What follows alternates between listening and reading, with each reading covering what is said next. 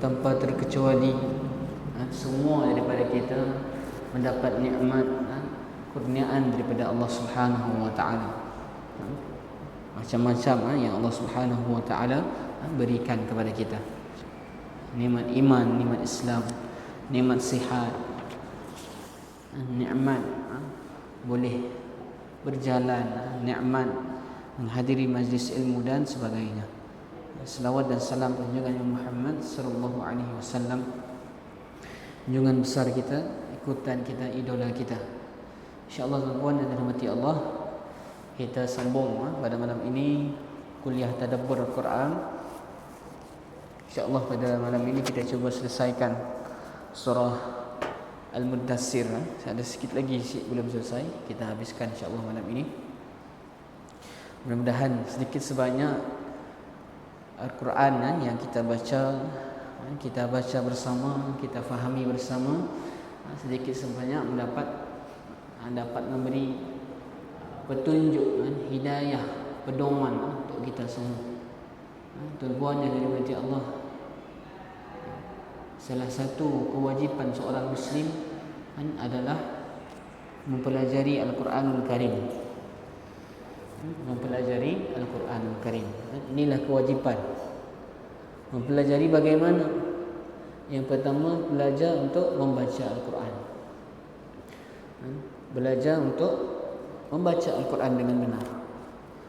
Kemudian adakah cukup sekadar membaca? Tidak. Ada kewajipan yang lain. Selain membaca Al-Quran, kewajipan untuk memahami Al-Quran. Memahami Al-Quran. Kemudian ada kewajipan untuk beramal dengan Al-Quran. Jadi ada seorang Muslim, ada tingkatan yang berbeza bagaimana interaksinya dengan Al-Quranul Karim. Ada manusia, seorang Muslim yang langsung tidak pernah dekat dengan Al-Quran, jauh hidupnya dengan Quran. Ini yang kita tidak mau. Kemudian ada yang sudah mula sedikit-sedikit belajar membaca Al-Quran. Kemudian ada lagi yang sudah lancar, alhamdulillah, sudah lancar membaca Al-Quran. Tahapnya sudah dapat membaca Al-Quran dengan lancar. Kemudian ada tahap yang seterusnya lagi, ada level yang lebih tinggi. Mereka lah yang menghafal Al-Quranul Karim. Menghafal Al-Quranul Karim. Kemudian ada lagi level yang lebih tinggi, mereka yang memahami Al-Quran. Dan akhir sekali, mereka level yang paling tinggi, tahap yang paling tinggi adalah mereka yang beramal dengan Al-Quranul Karim. Ini yang kita mahukan. Kita mahu belajar Al-Quran, dan kita mahu mengkaji, mentadabburi Al-Quran supaya kita boleh beramal dengan hidayah petunjuk yang Al-Quran tunjukkan, yang Al-Quran ajarkan kepada kita. Ini insya-Allah tuan-tuan dan rahmati Allah, kita sambung kajian tadabbur surah Muddassir. Kita baca terlebih dahulu malam ini. Kita baca ayat Al-Muddassir daripada ayat 48 sehingga ayat ke-56. 48 sehingga ayat ke-56.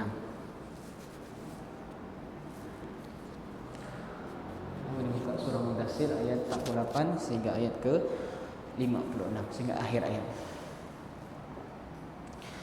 A'udzu billahi minasy syaithanir rajim. Fama tanfa'uhum syafa'atus syafi'in. Fama lahum 'anid tadhkirati mu'ridin. Ka'annahum humurun mustanfirah فرت من قسورة بل يريد كل امرئ منهم أن يؤتى صحفا منشرة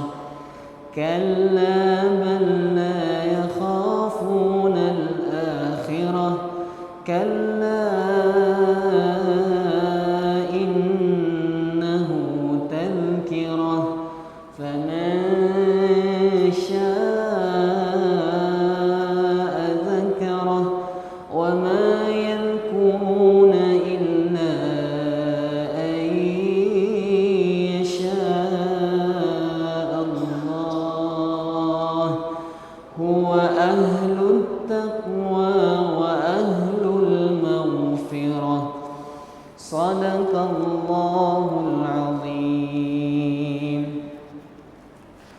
Minggu yang lalu kita dah bahas bahagian yang sebelum ini, bagaimana nanti di akhirat Allah gambarkan ada dialog, ada perbualan di antara penghuni syurga dan juga penghuni neraka.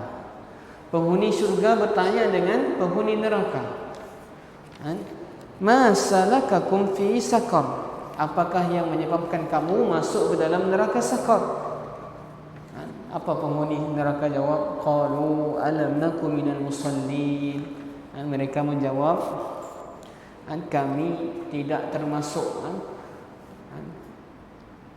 orang-orang yang melaksanakan solat. Alam naku minal musallin wa lam naku nut'imul miskin.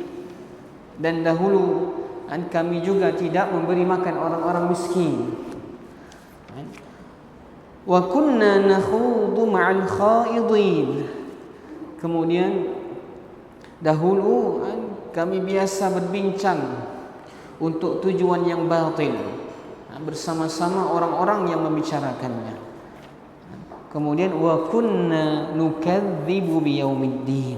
Dan kami dahulu mendustakan hari pembalasan hatta atana al-yaqin, sampai datang kepada kami kematian. Inilah pengakuan para penghuni neraka. Apakah sebabnya mereka dimasukkan ke dalam neraka? Ada 4 sebab. Yang pertama, ahli neraka menyebut mereka tidak termasuk dalam golongan yang melaksanakan solat. Kemudian yang kedua, mereka orang-orang yang enggan bersedekah, enggan mengeluarkan hartanya, enggan untuk memberi makan orang-orang yang miskin. Kemudian yang ketiga, mereka bercampur dengan orang yang batil dalam kebatilan mereka, seperti menyakiti ahli hak dan melakukan semua hal yang tidak penting bagi muslim. Kemudian yang keempat, mereka mendustakan hari kiamat, hari pembalasan. Ini 4 perkara yang disebutkan oleh penghuni neraka. Ini tuan-tuan, minggu lepas kita dah bahas panjang lebar bagaimana pengakuan ini yang disebutkan oleh ahli neraka. Tidak solat, tidak mahu memberi makan orang miskin, kemudian duduk dalam duduk yang membicarakan hal-hal yang batil, kemudian mendustakan hari pembalasan. Wa kunna nukadzibu biyaumiddin. Dan kami dahulu nukadzibu. Dalam ayat ini tuan-tuan disebutkan dalam cara disebutkan wa kunna, ini fi'il madhi, maksudnya dahulu kami.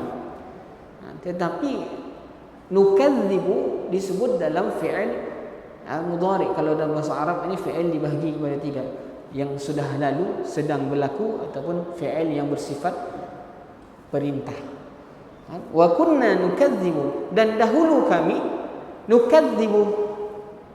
Wa kunna ini fi'il madhi, dahulu kami, tetapi dipakai nukadzibu. Maksudnya nukadzibu ini kami sedang berdusta, mendustakan.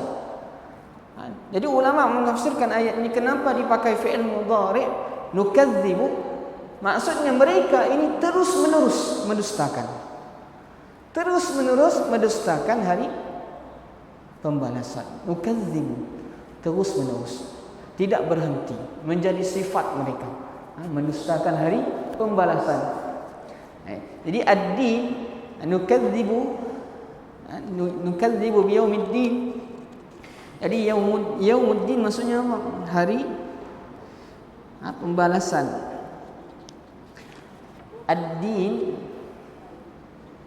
bukan apa hanya dimaknai dengan agama. Ad-din juga dimaknai dengan hari yaumuddin, hari pembalasan.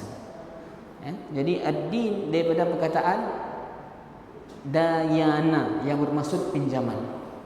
Yaumuddin maksudnya kelak di hari yaumuddin, di akhirat kelak, ketika itu masing-masing akan dipertanggungjawabkan atas apa-apa yang diberi pinjaman kepadanya di dunia. Oleh itu hari akhirat disebut sebagai hari Yaumuddin. Ketika itu semua akan dipertanggungjawabkan dengan apa-apa yang diberi pinjam selama dia hidup di dunia. Jadi tuan-tuan dan rahmati Allah, kehidupan kita ini satu pinjaman.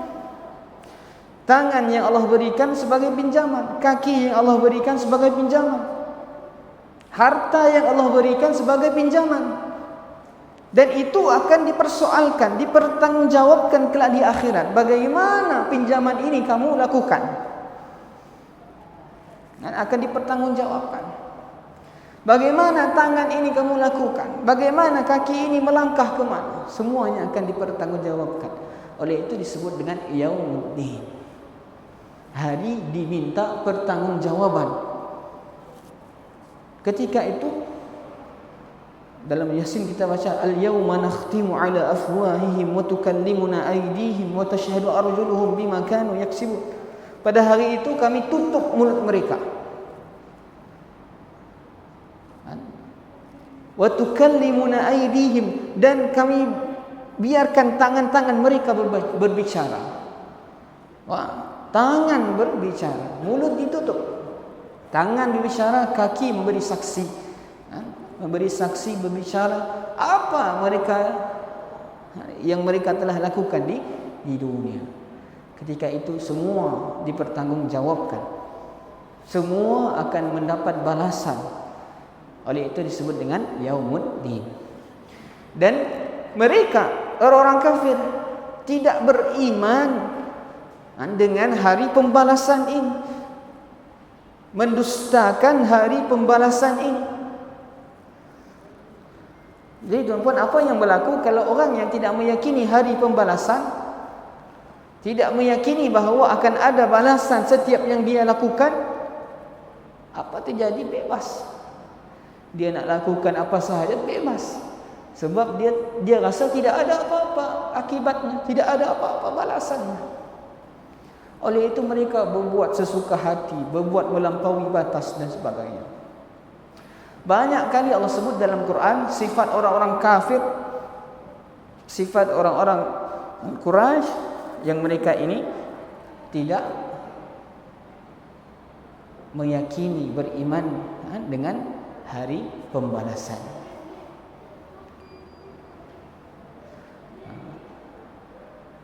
Jadi wa kunna nukadzibu biyaumiddin fama tanfa'uhum syafa'atu syafi'in. Ayat yang seterusnya, ayat yang seterusnya disebut fama tanfa'uhum syafa'atu syafi'in, maka tidak berguna lagi bagi mereka syafaat dari orang-orang yang memberikan syafaat. Jadi barang siapa yang mempunyai sifat tersebut, 4 sifat tersebut, pada hari kiamat tidak bermanfaat baginya syafaat orang-orang yang memberi syafaat. Tidak ada syafaat pun daripada bagi mereka dari sesiapa pun, apakah daripada malaikat, daripada Nabi Muhammad, ataupun daripada orang-orang saleh, daripada siapa-siapa pun, tidak bermanfaat bagi mereka apapun syafaat. Fama tanfa'uhu syafa'atu syafi'in. Kemudian Allah Subhanahu wa taala sebutkan fama lahum 'anid tadhkirati mu'ridin ka'annahum humurun mustanfirah farrat min qaswarah. Lalu mengapa mereka orang-orang kafir itu berpaling dari peringatan Allah, seakan-akan mereka keledai liar yang lari terkejut, lari daripada singa.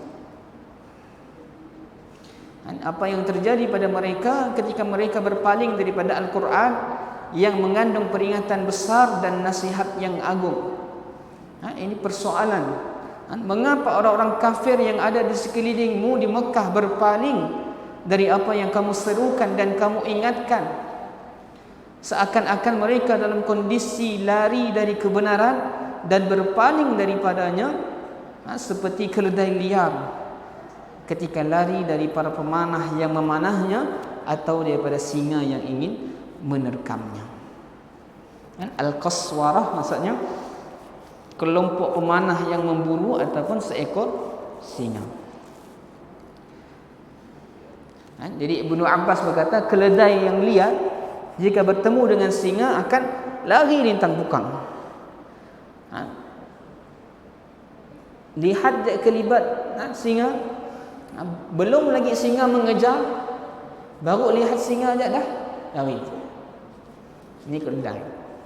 Dan inilah yang disamakan dengan siapa? Orang-orang musyrik. Bila melihat Nabi Muhammad SAW, mereka akan lari sebagaimana keledai yang lari daripada singa. Kan? Penyerupaan inilah satu pencelaan kepada orang-orang musyrik, memberitahu bahawa mereka adalah kaum-kaum yang kurang berakal. Dan ayat ini menunjukkan bahawa keberpalingan mereka dari kebenaran dan keimanan adalah tanpa sebab yang boleh diterima. Tidak pula kesiapan untuk memahami dan menerima.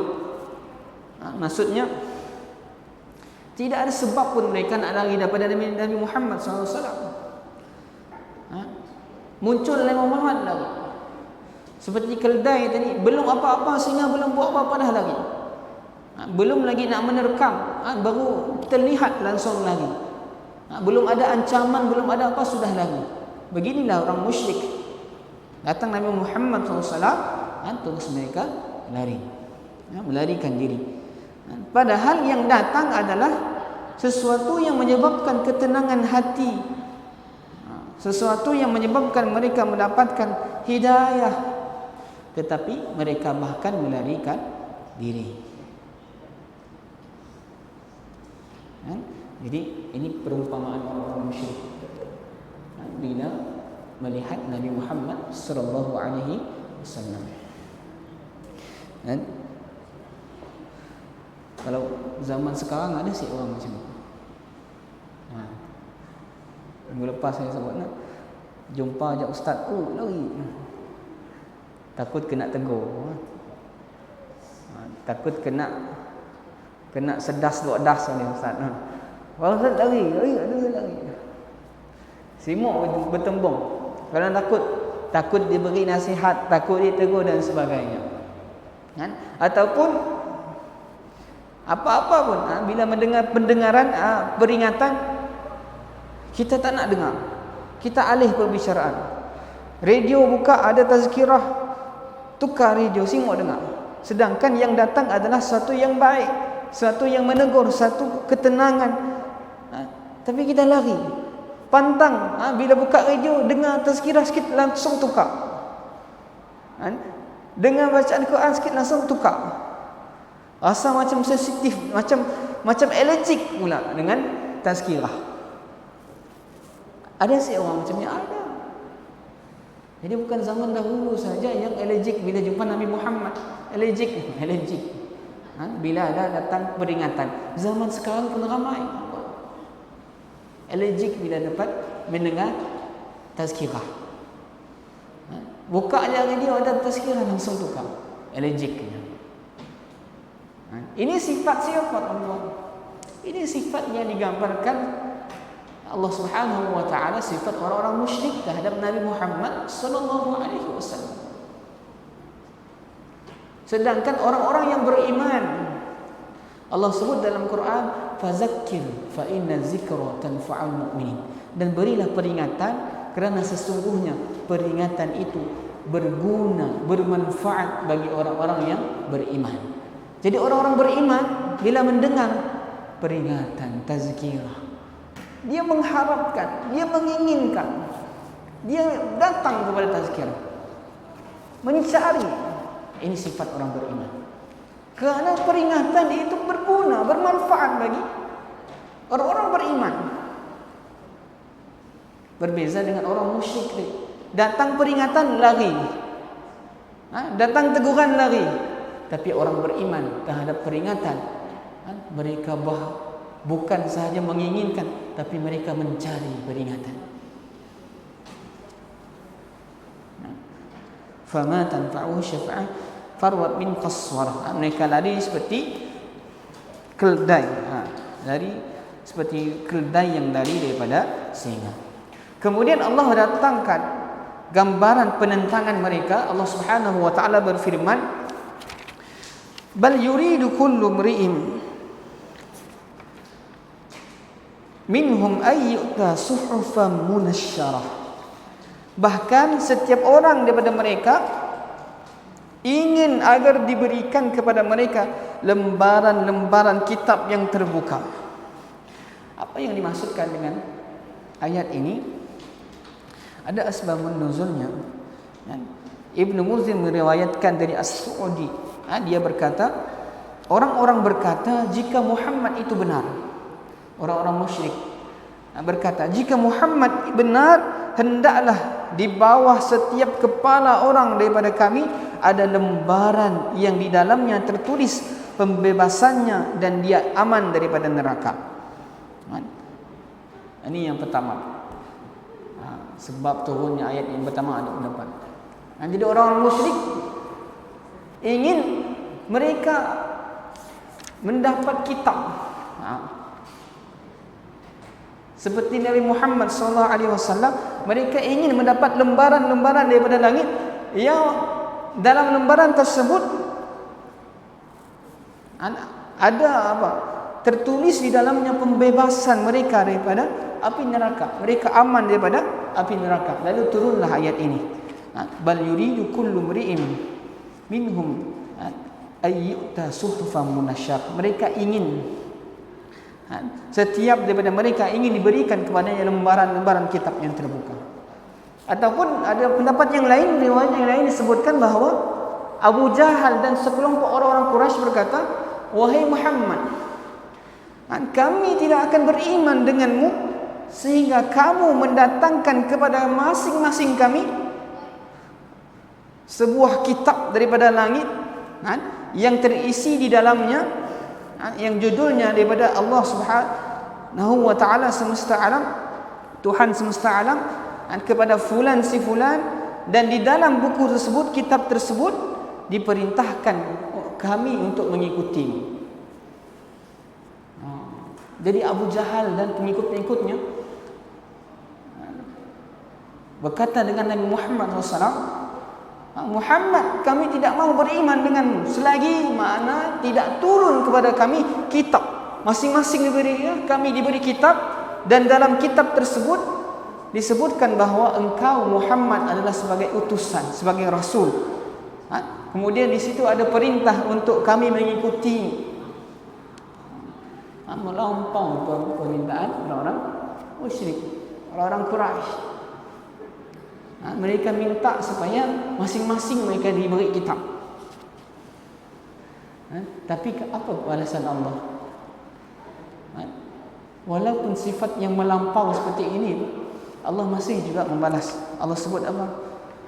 Kalla bal yakhafuna al-akhirah. Kalla bal yakhafuna al-akhirah. Allah sebut tidak, sebenarnya mereka tidak takut kepada akhirat. Kalla bal yakhafuna al-akhirah. Allah sebut, maksudnya apa? Mereka ini, jikalaulah Allah Subhanahu wa taala menurunkan kitab kepada mereka, kepada masing-masing mereka, mereka ini pasti tidak akan juga percaya dengan Nabi Muhammad SAW. Sebab mereka ini memang tidak beriman dengan hari akhirat. Dalam ayat lain Allah sebut,